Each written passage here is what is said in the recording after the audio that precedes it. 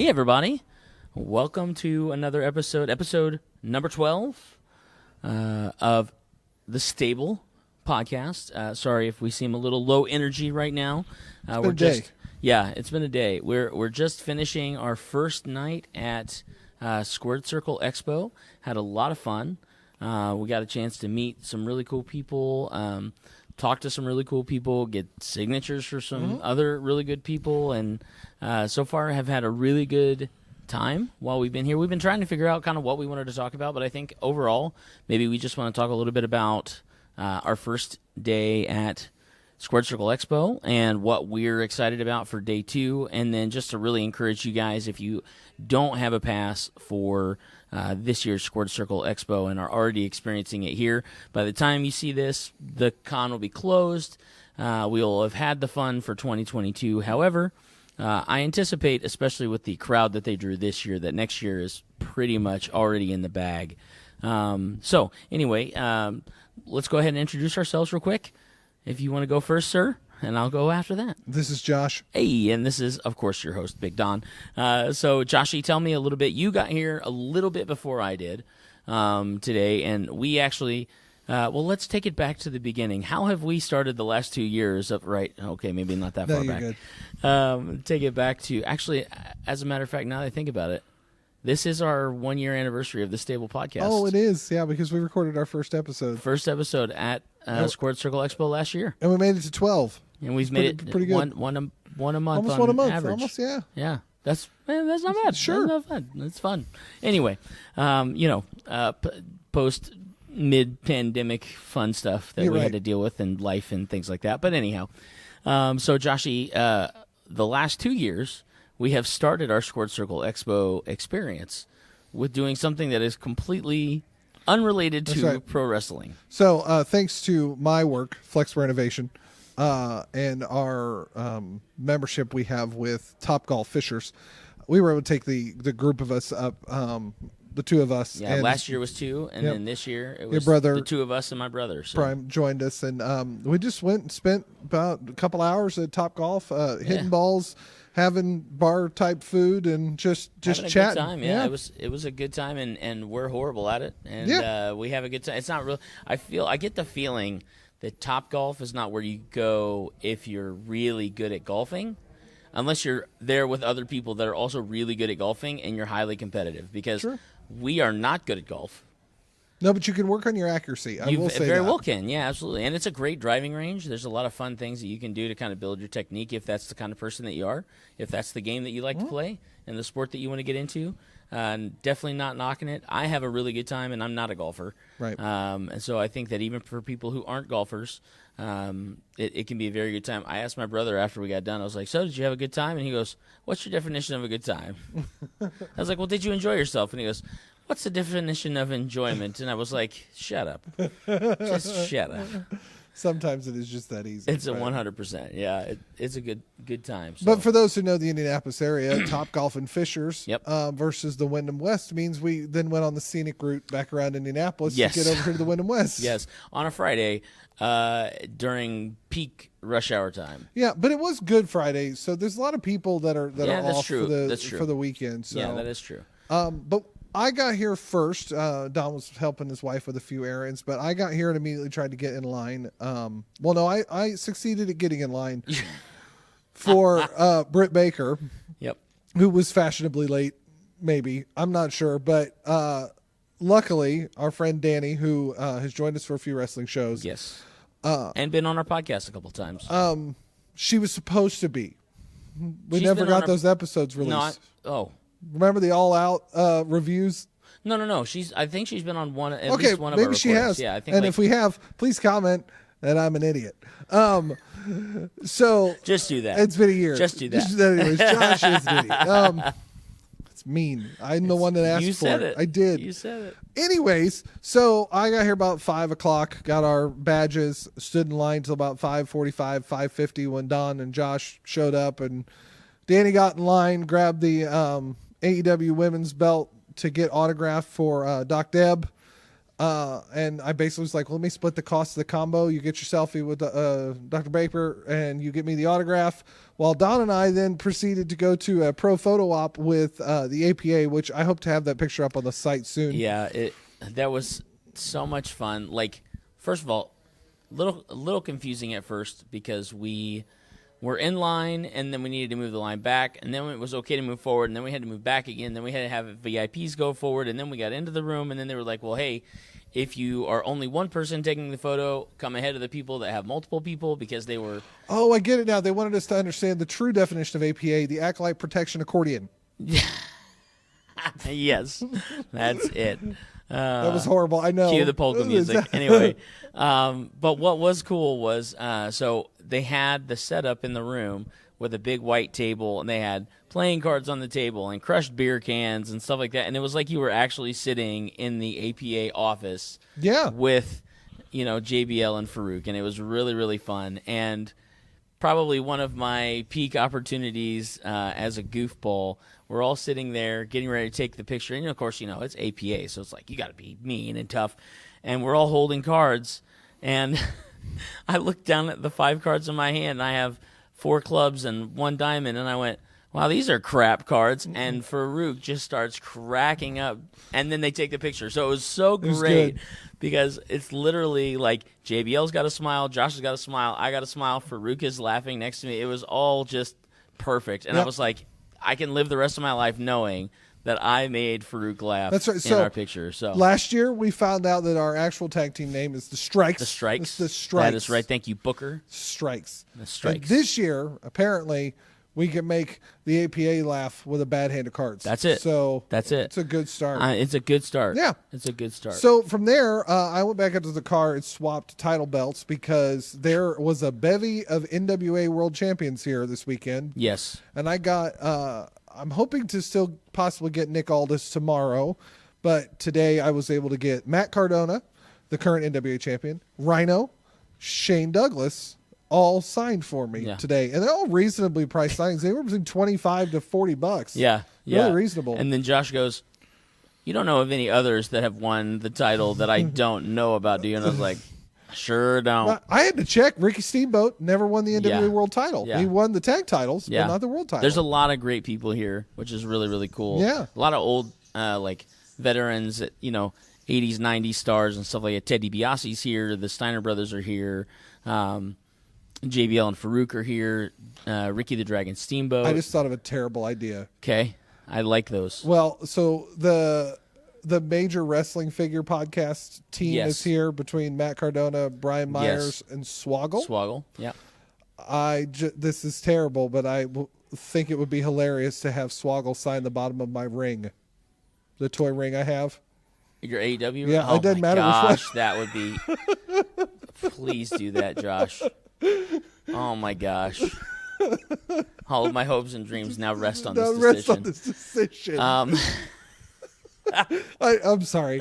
Anyone that doesn't know, so good. Swoggle was known for coming in and out of the ring as Hornswoggle. Yes. But he would come from under the ring, of course. Yes. The other part of me was like, if I had a MacBook, having him sign a MacBook as the anonymous general manager, right? Yeah. Yeah. Sorry, totally deep cut. But in the room with the Wrestling Figure Podcast, we saw Sarah Logan, which you can talk about in just a moment. Heath was here, which is Rhino's tag partner. Crazy not Steve. Heath Ledger. No, he's Slater. Heath Slater. But yeah, Crazy Steve is here. Larry D, I think, will be here tomorrow. I didn't see him today.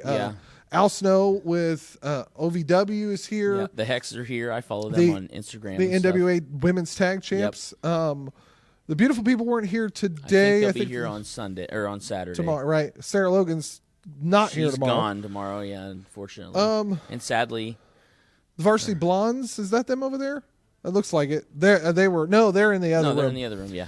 The other room is packed. Rikishi's here.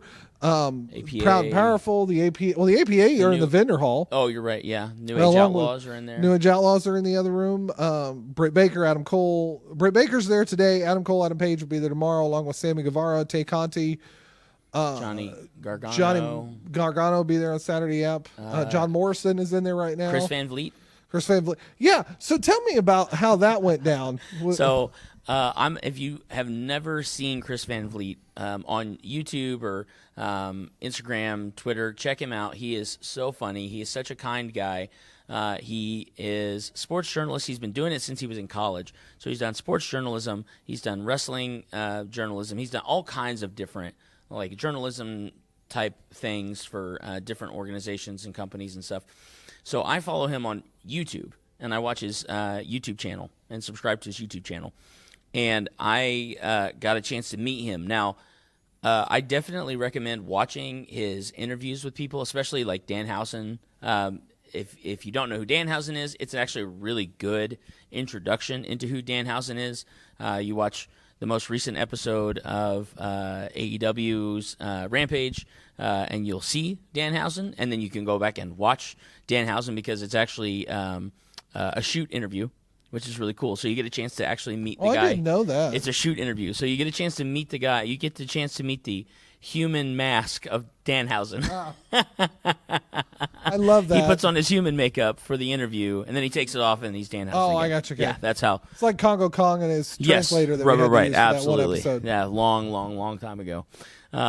So yeah, I got a chance to talk to Chris, and I'm a big fan of his. And I just walked up to him. He had finished a conversation with somebody, and I walked up and I said, "Chris, I just want to let you know I'm a huge fan of yours." And that's usually how I introduce myself. I'm a huge fan of yours. Butter up real nice. Yeah. And I said, I really love watching your YouTube stuff. And he shook my hand, and I was like, I just have a question.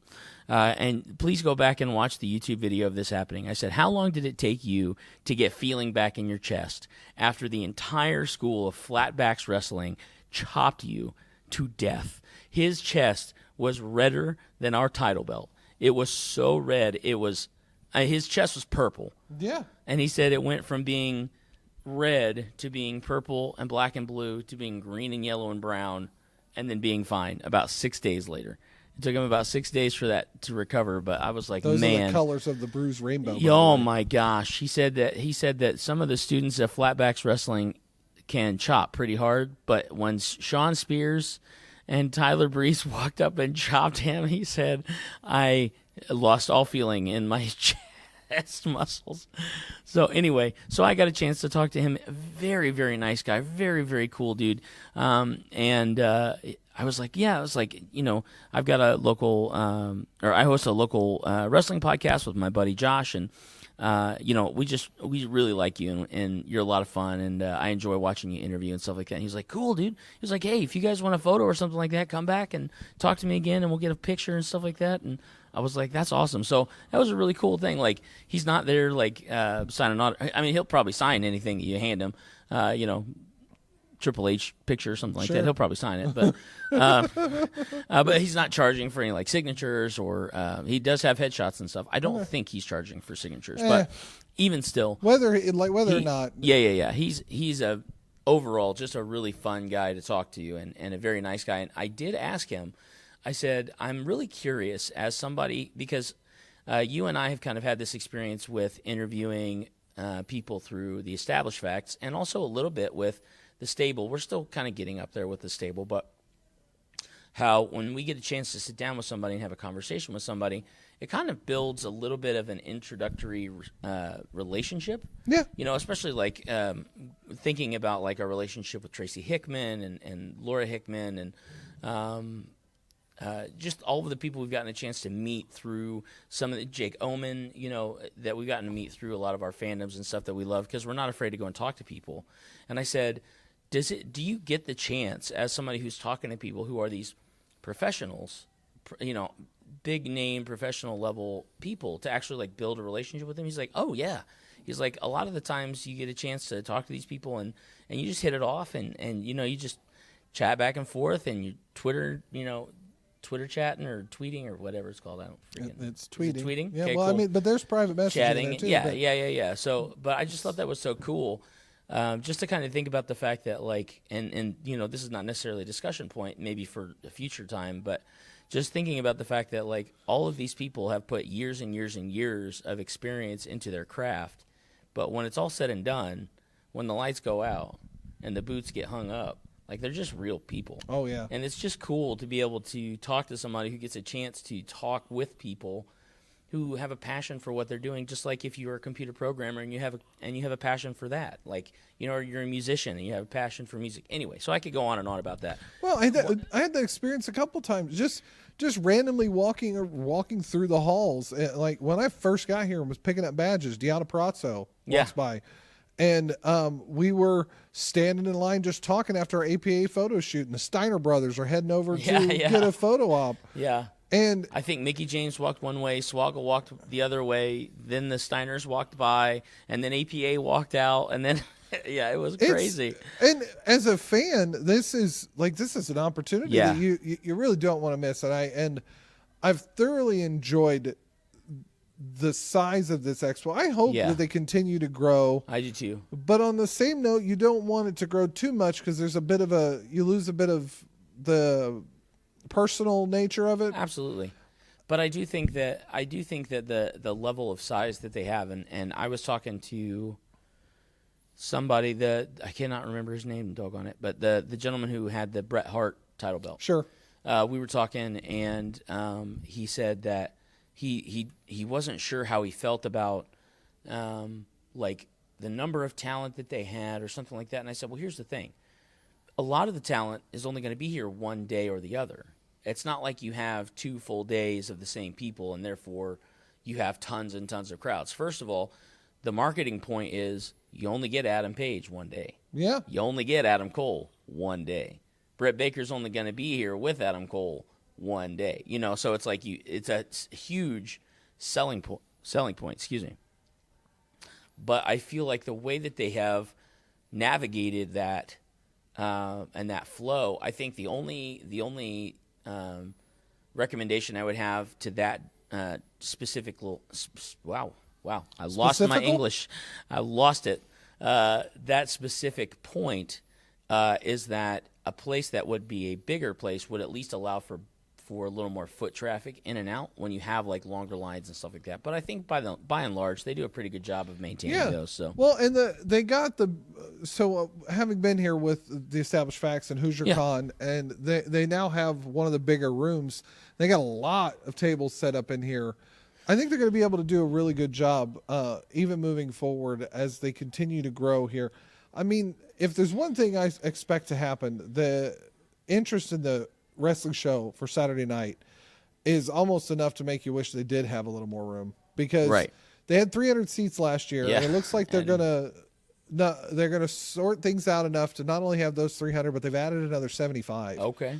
So I'm not sure what that means. That's exciting, yet, yeah. But 375. Maybe there's no ramp or something like that. Or they tried the center alignment this time. I don't know. I'm excited to find out. It was pretty cool. Shane Douglas actually commented about, like, he was like, "You going to be at the show tomorrow?" I was like, "Yeah, I guess so am I. I'm looking forward to it." I don't know if Shane Douglas is in the show or not, yet somehow I'm super excited about the possibility of seeing Shane Douglas. Even if he's not in the show, I think it is very cool. And I think that this happened last year, that they had some of the people who are here, featured guests and featured superstars and wrestlers and stuff like that, that would come to the show and watch the show that were not participating in the show. And first of all, I think that's really cool. Yeah. Because the wrestlers who are wrestling in the show, on a more, like, especially the ones that are indie wrestlers, if they're only wrestling in like the Midwest territory, or if they're traveling a lot, even if they're traveling a lot with the wrestling community and stuff like that, I think that there's something about being able to perform in front of people that you have used as your inspiration to do what you're doing. That's kind of a cool opportunity. It's kind of a cool moment. Plus, you've got guys like, you got the Good Brothers are here, and the New Age Outlaws are here and stuff like that. Like, can you imagine growing up and being a huge fan of the Bullet Club and, putting the Destroyer in your moveset, because unless it's a super kick, they only do 2 moves, right? Oh, is that right? I mean, not Gallows and Anderson. Oh, right. I mean, if they're watching Brothers, this, you guys are great. You guys are awesome. We love you. But the rest of them, the rest of them, exactly, yeah. Lots Tope of Suicidos, Destroyers, and Super Kicks, yeah. Yes. So anyway, I just think that Jay White would kill, man. I know. But anyway, I think it's great because you have the opportunity to be able to perform your craft and what you're passionate about in front of people who have been passionate about it for 20, 30 years. I just think that would be really neat. Watching Kevin Thorne have a conversation with Karrion Kross. Yeah. Or, I'm going to put a small plug in here for it is a YouTube channel that goes by Developmentally. Oh my goodness, I just had their name. I feel so silly right now. Josh. I know, I just had it up. Sorry. You're supposed to Developmentally speaking. They are a YouTube podcast that specifically are talking about developmental territories, and they're focusing on LVW right now. Oh, nice. And they had a guy there. That's where Al Snow is right now, yeah. And they had John Cena's trainer at the booth. Oh, the guy that cool. trained John Cena, Randy Orton, Batista, that whole crew that came out. Was that the bald guy that was sitting there? No, it's the older guy. Okay. That looks like, I'm trying to think of the movie. He reminded me of, he almost looked like Rick Steiner. A little bit, yeah. Hair. Like, Rick Steiner's got no hair on the top now. But I cannot remember the movie, but I just remember the guy going, "Want to wrestle?" Oh, no, that was the WCW movie. Oh, with David Arquette? Yes. Yeah. So anyways, he reminded me a lot of that guy when he started talking about it. And Ready to Rumble. Okay. Yay, I remembered. Points for me. I don't know why I get points for that. It was a terrible movie. Because it's 11 at night. It's fair. Anyways, he was sitting there and he's selling a book. There's another guy there that's a promoter also selling a book, apparently either friend or relative to Dick the Bruiser. Oh, nice. So I might end up buying that book for my dad because he was a fan of Dick the Bruiser. But I regardless, this is day one. A lot of cool things happening. Chelsea, I got to see Chelsea Green. Saw Mickey James. Mickey James tipped her helper significantly, and that was pretty cool to see because that's just it's that situation of these are real people realizing they look like real people helping me too. That's it. There's people working, volunteering their time and stuff like that, and they're extremely appreciative. They're extremely grateful, which I feel like to be a successful wrestler, superstar, things like that, not only do you have to have a great character, not only do you have to have a good move set, but I think that behind the scenes, there's a connection that you can make with the people that you're working with. Yes. Whether it's at a convention or whether it's behind the scenes and you're putting a match together, whatever, that kind of helps push that legacy forward and helps people understand, again, we're real people too. Yeah. I can't tell you how many stories. I love watching interviews and stuff like that with wrestlers, and I cannot tell you how many wrestlers talk about the crap jobs that they had while they were training up and while they were doing things in order to make money and pay bills before they broke out and became, a professional wrestler and stuff. So anyway, we're coming up on the last few minutes here. Right. So I got one critique, and I think we've mentioned this before. I have one more highlight real quick. Okay, highlight. And that's my Sarah Logan highlight because I didn't get a chance to talk about that. Let me do the critique, and then you can finally the story. Okay, go for it. I still think, and I think they are acknowledging this, but this is year 2, so I'm not going to be that guy. I'm not going to be upset about it by any means. Is just press support, and I'm not looking for anything at all. I'll pay for a ticket, whatever. I was going to say, we've bought our tickets the last 2 years, but we want to talk to the wrestlers. Press support. We want to talk to the wrestlers. We want to help we're going to definitely work with Ed and Adolfo, which have done great work for this. Again, I'm not criticizing them. I just think an opportunity to, hey, we know these wrestlers are going to be here. Yeah. We've got X number of time slots. We'd love for you to be able to interview. Just like a photo op. Or let the podcasters do the panel hosting. It's an opportunity for them to I just think it's an opportunity to branch out especially if they're local podcasters that are never going to get these opportunities. That's what a lot of the PopCon has done for us. Gen Con, in some instances, they've given us that opportunity to... There's a press room at Gen Con that you can do all kinds of coverage. You can set up the interview.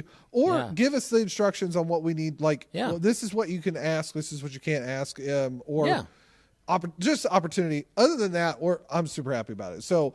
let's definitely end in the last couple minutes with a positive story. So one of my favorite stables in the last, 5 years is the Riot Squad. I love Ruby Riot. I love Sarah Logan. I love Liv Morgan. Still do in every capacity that they exist. I follow all of them on social medias and stuff like that because I like them, and I really want to see what they're doing and stuff like that.